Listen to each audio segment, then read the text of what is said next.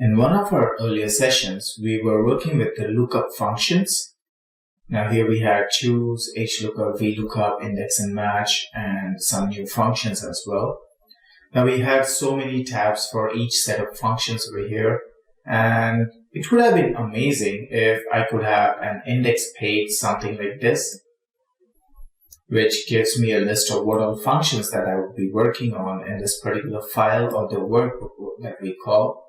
And it would be even more awesome if I were to click on any of this, let's say HLOOKUP. I click on HLOOKUP function and it takes me to this worksheet. So how does that happen and how can we achieve that? Well, in Excel, we have something called hyperlinks. First, let me just give you a brief on how this works. Well, let's say if you type in any random website address over here, for example, I say www.google.com. and hit enter, Excel automatically takes it as a hyperlink. So now if I click on this, Excel will open a new window. And that would be going to the browser all the way. Here we have this Google open over here. It's www.google.com. Now let me close this window. And here we have this. So this itself is the hyperlink. So at times, let's say you do not want this hyperlink here. Now every time I click on the cell, I click aside, I want to click on the cell, but here it's giving me trouble here because the moment I click on it, it just does not select the cell. Rather, it tries to open in a new window. So what does it say? You see the message just below the icon cursor? You see the message just below the cursor. It says http://www.google.com. Click once to follow. That means to open the web page. And click and hold to select this cell. So I just need to click and press hold this cell and it's selected. Now in case I do not want this linking thing to work, so I can just right click on the cell and we have edit hyperlink, open hyperlink and remove hyperlink. Well, in case the hyperlink over here is the path that we need to specify, in case if that is incorrect or we want something else to be shown over here, we can click on edit. You can click on open. That's as good as clicking on it directly. It does that job. Remove hyperlink will completely remove it off. And here we have this. Now it no longer looks like any hyperlink, but it's a normal text like anything around in this file. Now let me undo this and show you one more thing. If I were to right click on this and click on edit hyperlink, here it allows me to select whatever link that I want to. Here again we have remove link. Maybe you can link it to any existing file or web page, some place within this document, or create a new document, or it could also be an email address. For example, we have abc@mail.com. You see, Excel automatically recognizes this as an email address and it goes to mail to abc@mail.com. Now let me click on edit hyperlink.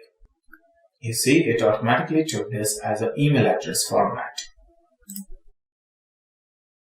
Just in case if I want to change this, although it appears as google.com, I do not want this to go to google.com, then we do have a quick fix here. Let's say we want this to go to microsoft.com. So now that's and here we come to microsoft.com. That's it. Well, maybe I could have just hold my mouse here and select it. I can double click on it and also edit it, but then by now it would have also attempted to open the web page in a browser. So let me exit out of this. Broadly, this is about the linking. Now, how about having links that would refer to each of these tabs? That's the linking within the worksheets, within the workbook. So let's say I want this choose function to link to this. So I right click on this. We have link and insert link over here. I click here Now I want some place in this document. And here it says type the cell reference or select a place in this document. Now let's say I want to link to someone to a worksheet here that's choose. So I click on choose, I click OK, and here it is. You can see that its color is changed and there is an underline which indicates that it's a hyperlink now. And where does it take you to? Click here, and here you are under the choose menu, choose tab. Similarly, we can also do the same thing for HLOOKUP. Now, in order to use the linking or the hyperlinks, there is an alternate approach to that, and we have the same feature. Instead of right-clicking and selecting link and new link, you also have another way to do that. You need to click on insert menu. Here you have on the right the link tool over here. You can just click on this or the drop down. It's the same. You do not have any more options here, so it does the same job. Click here, and this time we are doing it for HLOOKUP. Click on HLOOKUP, click OK. Meanwhile, let's click on HLOOKUP, and here we have this. It's directly routed to the HLOOKUP tab. I would suggest you all to please try the same for the rest of them as well. Please try it by yourself and come back to this video. Alright, so we have VLOOKUP, link, insert link, and this time I'm linking to VLOOKUP, index and match, again link. We have index and match, click OK, XLOOKUP. Now here we have XLOOKUP and XMatch function, both in the same worksheet. So we can have the same link for both of them as well. So click on link, new functions. Click on this, new functions. Click OK. And here we have this. I click on XLOOKUP function, and here we have this. Now again, I click on XMatch. It takes us again to the same worksheet as well, because we have referred to both of the functions to the same worksheet. So this acts as an index indicating what all things would be covered in this workbook, and they may be spread across multiple worksheets, or it could be the same worksheet as well. And that's how it does the job. Well, in case if you want to edit any link, you can just right click on this, click on edit hyperlink. You have these options here. Either you are referring to a website or any other place. Okay. For example, here I have XMatch function mentioned here, but let's say I want to go to www.google.com. Click OK. And here we have this. Now take a look at this. I click on XMatch function, but this time it's routing to google.com. Now if you want to play around with this, we have the Microsoft.com over here. Maybe I edit the hyperlink. Text to display, it's Microsoft.com, but here, let's say I would take it to LinkedIn.com. And let's see if we can change this. I change the name, because the moment I change the address, the text to display also changes. Now, if you notice, the text to display is different and address is different. And click OK. Here we have this. You see, it appears as Microsoft.com, but actually the underlying link is LinkedIn.com. Now, this appears quite shady over here, but something I want you to be alert of, especially when you get spam emails or you get any of such links on your Excel file, Word document, or anywhere. Be very careful when you click on that. Just move your mouse over the link and see where it's pointing to. If it points to exactly the website that it's referring to, good. But if it's pointing to some other website which may not be linked to Microsoft.com, then better don't click on it for security reasons. And this is how the original link is masked. I stammered there, please correct that. And this is how the original link is masked. This would generally happen with the banking links, wherein they appear as if they are pointing to your website. For example, let's say we have something called as city.com. I say http://city.com. This is the website, and here underneath that, under edit hyperlink, maybe I might want to give as QQW or something like this, .co, and so on. Or maybe, even to make it more misleading, I might just put it as citi.co. And here I would just change this to city.com. Click OK. And here it is. It appears as city.com, but it's actually taking it to citi.co. Now we are not sure whether Citibank owns this website or not. So be very careful about these links. But yes, Excel gives you the feature of this. Why do we use this feature? It's not shady. It's the way how you use it. You use it for shady purposes, that's a different thing. But here we have this X match. Maybe you can link it to a website or somewhere that gives you more details about the X match function. Right now, that's the effective usage of this. Now we have a task over here from the Bright University where we need to create a list of all the students who had recently passed out from the university. Now for this, the format given by the university is as stated here. That's you need to get your first name, last name, their email address. That's the email address given by the university. Okay, and that's something that ends with bright.edu. Okay, so that's something like abc@bright.edu. This is the email address that in a standard format that we need to get.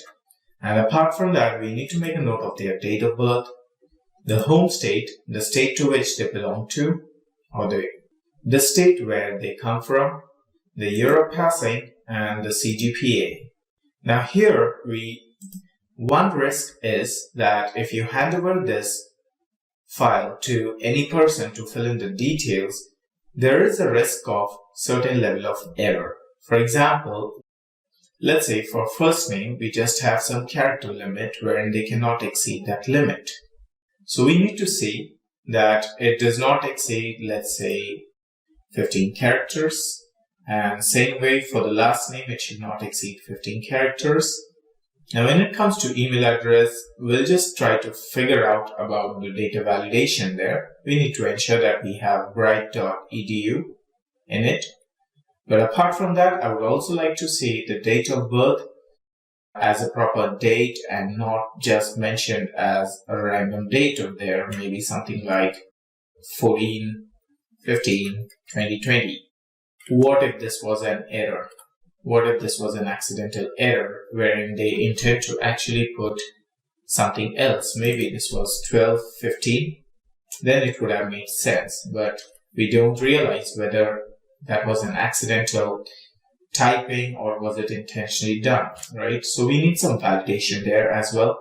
And then here, we need to, instead of allowing them to type in any words over here, as in Alabama, California, and let's say Pennsylvania. Wow, now that's quite confusing over here because at times if I'm typing, maybe I might just miss on any spelling here. What if I would have missed on one N over here? Now that would bring inconsistency to my data.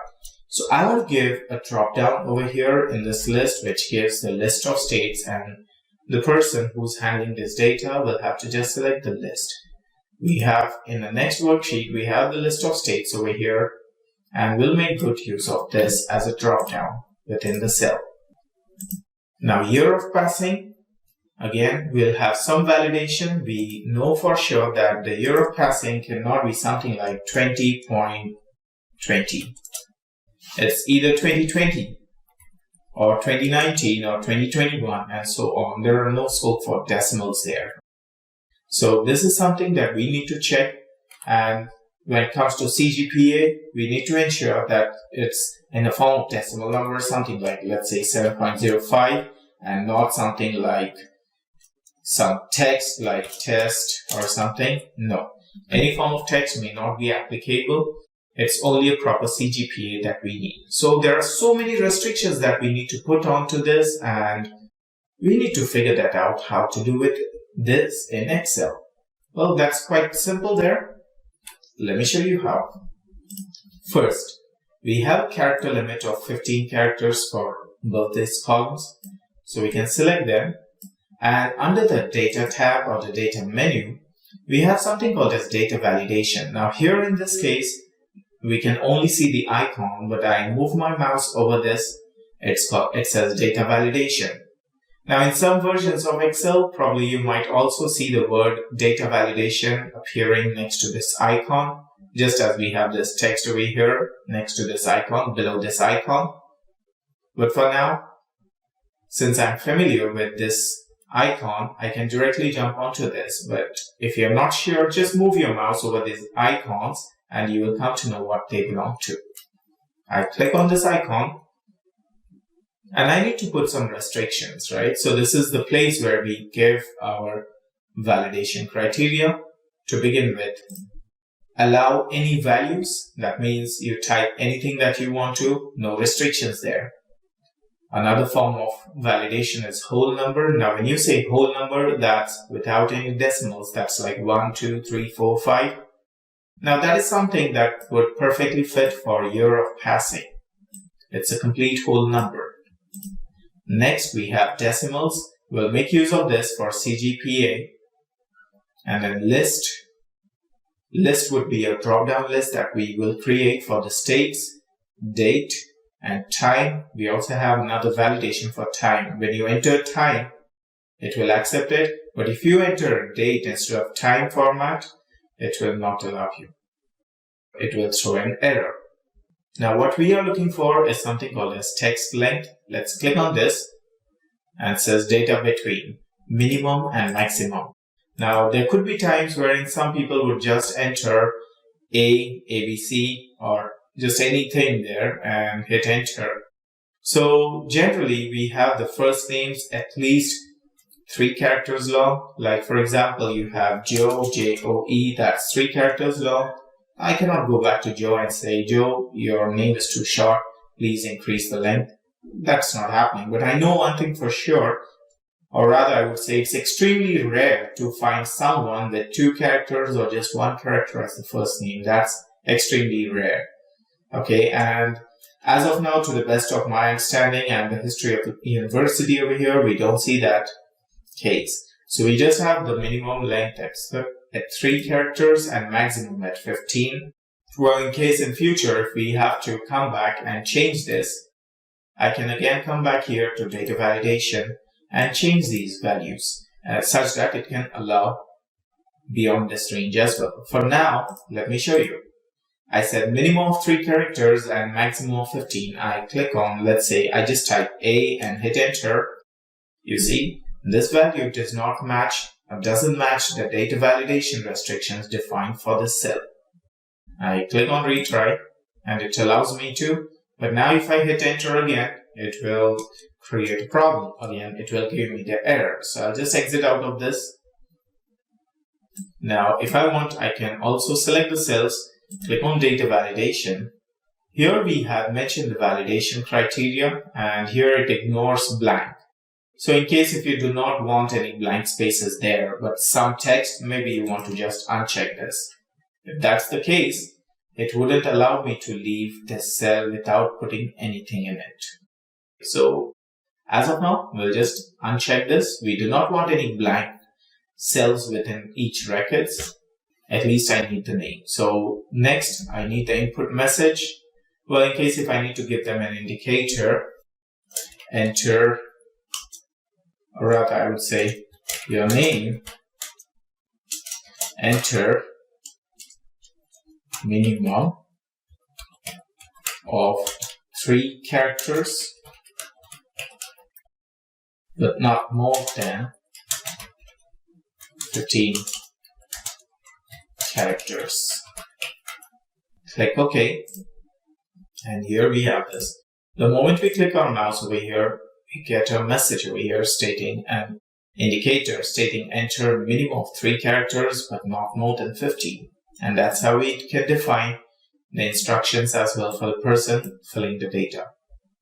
Further, in case if there were to be an error message, we can also tweak the error message. For example, what kind of message is that? Is that a stop message or a warning message or an information message? Now, information message is absolutely perfect.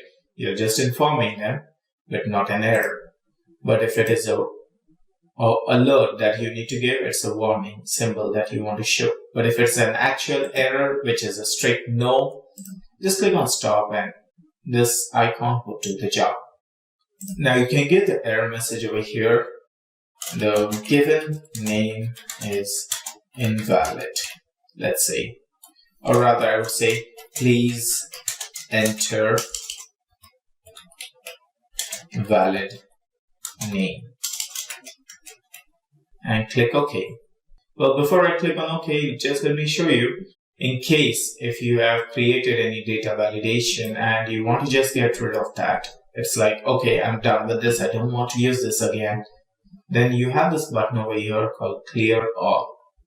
Irrespective of whichever tab you click on, this Clear All is next to OK. You can just click on this and the data validation would vanish. Nothing will be over here, it will be back to any value. For now, we don't need to clear it. Just click on OK. We have the error message customized. Click OK. And let's say I say Joe. Please enter valid name. Either retry or cancel. I say retry. Now if I hit keep blank and hit enter, you see it again gives me an error because it will not allow me to enter a record with a blank cell. So one way would be just click on cancel and you're out of this cell. But if you click on retry, then it will not allow you to exit out of this. The moment you hit enter with a blank cell, it gives you an error. So either click on cancel or hit the escape key on the keyboard. That's the easiest way to get out of this.